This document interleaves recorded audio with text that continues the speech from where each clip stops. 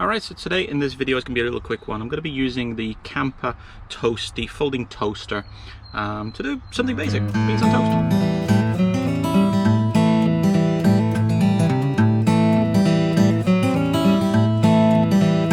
So let's see what it is. This I've had for many years. I've had it for 5 years. That's why the box is in definite tatters, but holding up well. Let's put that behind there.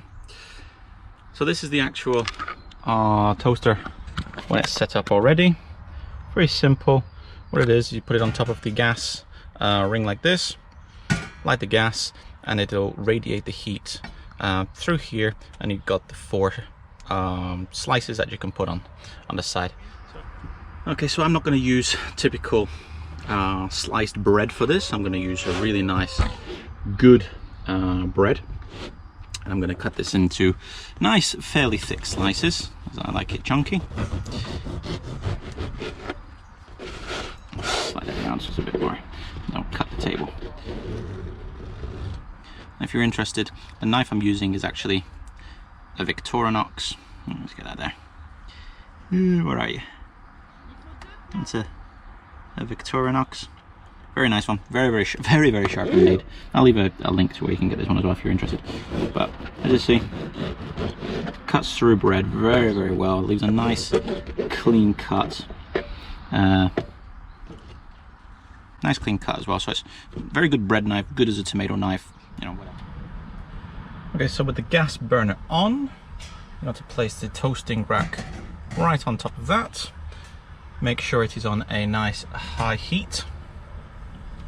Has to be as high as you can pretty much get it, so that the heat radiates well. And it only takes like a few seconds before you actually start feeling it. And then we're going to load it up with our bread. Doesn't have to be in any particular fashion, but I'm going to do it this way because it seems to be a way that I can fit it quite well. Now I know you could use like a set of barbecue tongs or something like that just to hold it over the flame to toast your bread, but I think this gives a nicer, more uniformed toasting, more radiant toasting rather than a charring.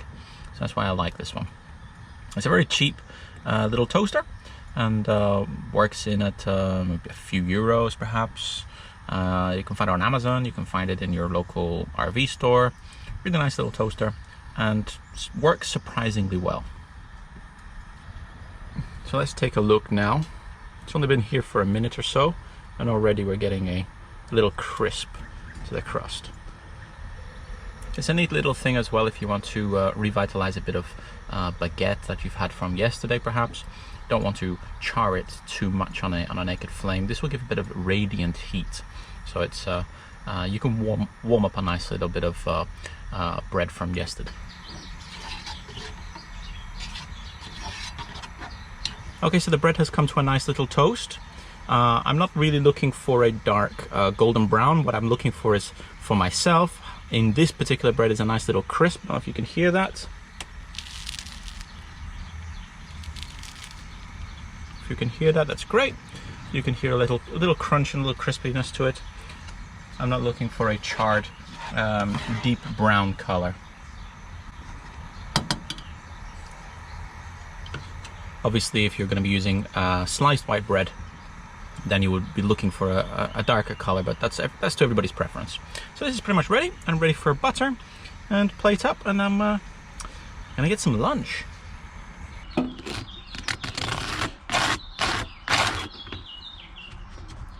You can hear the bread has a nice toast to it now. Nice crispy texture, nice crunch, which is what I'm looking for. Nice and melted, lovely. And then for the pièce de résistance, as they say in France, our baked beans. Very typical sort of lunchtime dish for where I'm come from. Some people might think it's disgusting. I love it.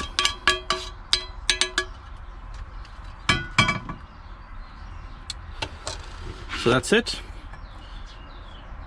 Baked beans on toast, using